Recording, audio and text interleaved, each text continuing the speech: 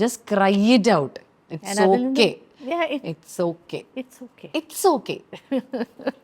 Many things happen in your life and it's okay.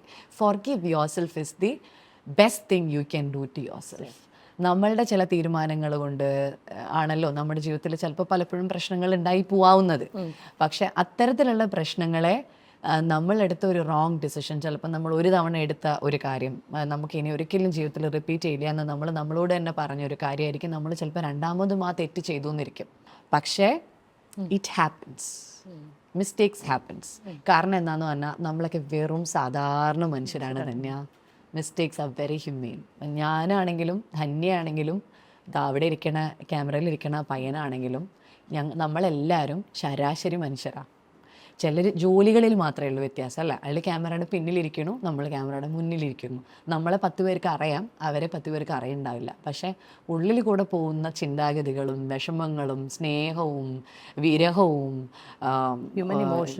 എല്ലാ ഇമോഷൻസും നമുക്ക് എല്ലാവർക്കും സെയിം ആണ്.